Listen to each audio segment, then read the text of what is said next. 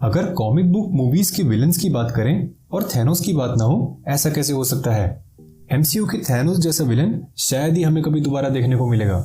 लेकिन एक बात बताओ, अगर विलन्स कभी गलती नहीं करेंगे तो हीरोज उनको हराएंगे कैसे। और थैनोस ने भी ऐसी काफी गलतियां की थी जिसकी वजह से उसे हार का मुंह देखना पड़ा। तो आज हम इसी के बारे में बात करने वाले हैं। हे गाइस, क्या हाल चाल। तो चलिए देखते हैं। लेकिन एक मिनट, अगर आप चैनल पे नए हैं और मार्वल के भी फैन हैं तो बिल्कुल सही जगह है। मार्वल से रिलेटेड कोई भी अपडेट्स और थ्योरीज को मिस नहीं करने के लिए जल्दी से चैनल को सब्सक्राइब कीजिए और हाँ, नोटिफिकेशंस ऑन करना।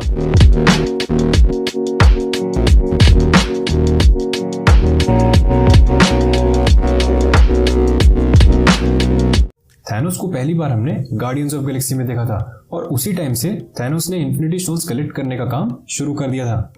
और ये तो आपको पता ही होगा कि पावर स्टोन लाने का काम थैनोस ने रोनन को दिया था। लेकिन जब रोनन को पावर स्टोन मिलता है तो वो थैनोस का ही काट देता है।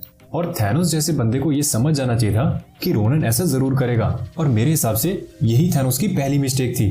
वो तो आपने सुना ही होगा कि घर का बेदी लंका ढाए। भाई, जब आपकी फैमिली आपके साथ नहीं है तो आप क्या ही हासिल करोगे। बिल्कुल सही समझा आपने। मैं यहाँ गमोरा और नेब्यूला की बात कर रहा हूँ। थैनोस ने दुनिया को तो छोड़ो, अपनी बेटियों को ही अपना दुश्मन बना लिया था और बाद में उस पे ये काफी भारी पड़ा। थैनोस ने नेब्यूला और गमोरा को उनकी फैमिली से अलग करके अडॉप्ट किया और साथ ही साथ उनको फाइटर भी बना दिया। ऐसा करके थैनोस ने और कुछ नहीं किया, बस अपने आप को उन लोगों से घेर लिया जो उसको कभी भी धोखा दे सकते थे। तो अब समझ जाओ कि थैनोस और कुछ नहीं कर रहा था, बस सांप को ही पाल रहा था। अवेंजर्स इन्फिनिटी वॉर से पहले थैनोस बिहाइंड द सीन्स काम कर रहा था। कभी वो रोनन के भरोसे बैठा था कि वो उसको पावर स्टोन ला के दे दे और दूसरी तरफ वो लोकी के भरोसे बैठा था कि वो उसको स्पेस स्टोन ला के दे दे। ऐसे नहीं चलता थैनोस भाई, जमीन पे उतर के काम करना पड़ता है।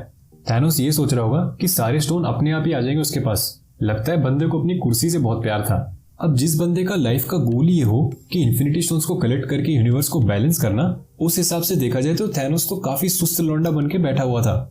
थैनोस को ज्यादातर स्टोन्स की लोकेशन पता थी। अगर वो खुद जाके स्टोन्स को कलेक्ट करता तो उन्हें काफी आसानी से ले लेता। लेकिन भाई, कुर्सी छोड़ना आसान बात थोड़ी ना है। थैनोस तो यही सोच के बैठा था कि इन्फिनिटी स्टोन्स को कलेक्ट करके यूनिवर्स को बैलेंस करना उसकी डेस्टिनी है। और मानो या ना मानो, कॉन्फिडेंट होने के साथ साथ थैनोस घमंडी भी काफी था। लेकिन भाई, जब इन्फिनिटी स्टोन्स की पावर मिल जाए तो कौन बंदा घमंडी नहीं होगा। और इसी घमंड के चक्कर में जब थैनोस ने इन्फिनिटी स्टोन्स कलेक्ट करने का प्लान बनाया तो उसने एवेंजर्स को बहुत कम समझा। उसने ये सोचा कि ये एवेंजर्स किस खेत की मूली हैं। थैनोस ने ये बिल्कुल भी नहीं सोचा होगा कि एवेंजर्स उसको इतनी तगड़ी फाइट देंगे। एग्जाम्पल के लिए आप टाइटन का बैटल ले लो। अगर स्टार लॉर्ड बकचोदी नहीं करता ना तो समझो गेम ओवर था थैनोस का। और वहीं दूसरी तरफ अगर थॉर का निशाना सर पे लग जाता ना तो भाई राम नाम सत्य था थैनोस का। किसी ने सही कहा है कि कभी भी अपने दुश्मनों को कम नहीं समझना चाहिए।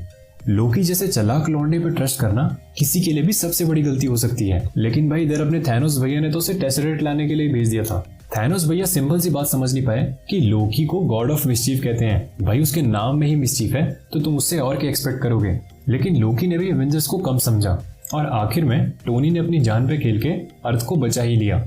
और उसके बाद थैनोस से बचने के लिए लोकी ने अपनी ही मौत का झूठा नाटक किया। भाई, कुछ भी बोलो, लेकिन ये बंदा अलग ही लेवल पे खेलता है। और लोकी पे भरोसा करना थैनोस की सबसे बड़ी गलती थी। तो थैनोस की गलतियों के बाकी किस्से हम अगली वीडियो में देखते हैं। लेकिन आप मुझे कमेंट करके बताइए कि आपके हिसाब से थैनोस की सबसे बड़ी गलती क्या थी।